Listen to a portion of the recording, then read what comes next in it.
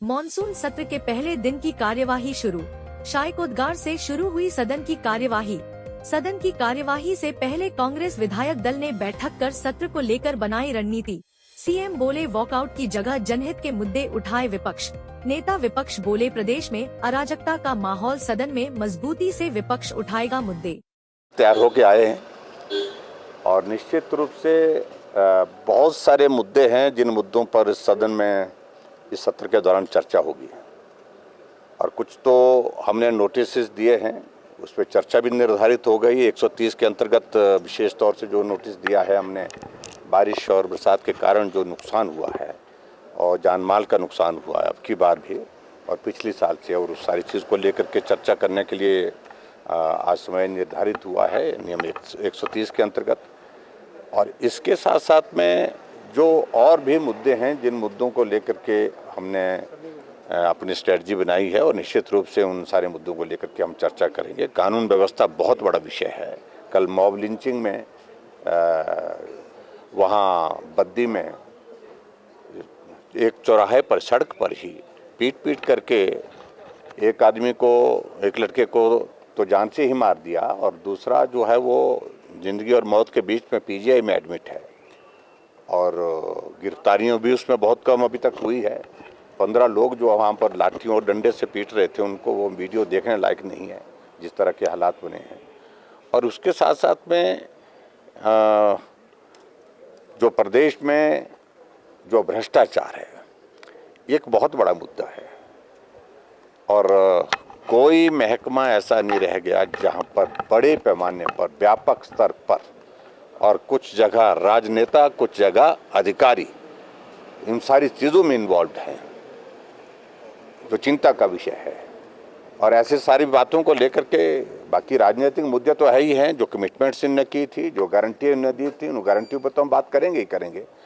एक एक गारंटी से अपने आप ही मुकर गए। हम पहले ही कह चुके थे इस बारे में कि 10 जन्म में भी कांग्रेस इन गारंटियों को पूरा नहीं कर पाएगी। हमारी बात कही हुई गलत नहीं थी और आज उन्हीं बातों से मुकर रहे हैं। हालात नहीं है, अगर हालात नहीं है तो कमिटमेंट क्यों किए? चुनाव से पहले आप झूठ बोल करके लोगों को गुमराह करके जो है सत्ता हासिल करने के लिए, कुर्सी हासिल करने के लिए कुछ भी बोलते रहो और उसके बाद सत्ता आ जाती है, कुर्सी आ जाती है, उसके बाद आप मुकरते जाओ कि भाई आज की हालात नहीं है, आर्थिक स्थिति नहीं है। कर्मचारी आज महसूस कर रहे हैं कि भारतीय जनता पार्टी की सरकार के दौरान जो मांगा गया वो दिया गया। एरियर्स उनके दिए गए, डीए की किस्तें उनकी अदा की गई, मेडिकल रिम्बर्समेंट के सारे जो पेंडिंग बिल्स थे उस पर पेमेंट की गई उनको। और आज ना उनको मेडिकल रिम्बर्समेंट मिल पा रही है, ना डीए मिल रही है। यहाँ तक कि नौबत यहाँ तक आ गई है कि समय पर तनख्वाह देने के लाले पड़ गए। तो इन तमाम मुद्दों को लेकर के आज जो मुख्यमंत्री ने सारी बातों को लेकर के जवाब दो। जो मुख्यमंत्री कहते थे हम कर्मचारी हितैषी हैं, आज ये उनके खिलाफ नारे लगाने वाले कौन लोग हैं? जो सचिवालय के बाहर लगातार पिछले लंबे समय से जो है वो हर रोज वहाँ पर नारे लगा रहे हैं अपने मुद्दों को लेकर के। और इसके अलावा बहुत सारे चीज़ें ऐसी हैं जिन बातों को लेकर के बात करने की मुझे लगता है कि जो गुंजाइश है उन पर हम बात करेंगे और सरकार को जवाब देना होगा।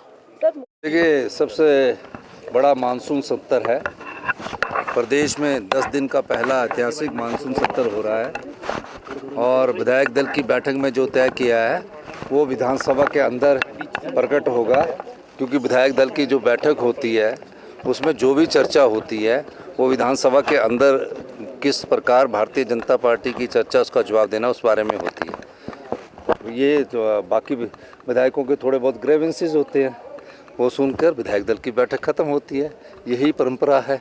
तो मैं ये कहना चाहता हूँ कि इस 10 दिन के मानसून सत्र में भारतीय जनता पार्टी को जो भी उनकी भावना है, जो भी भारतीय जनता पार्टी ने जिस प्रकार लोकतंत्र की हत्या की थी, उस मुद्दे पर भी अगर वो चर्चा करना चाहती है, जिस भी मुद्दे पर वो चर्चा करना चाहती है, प्रदेश सरकार तैयार है।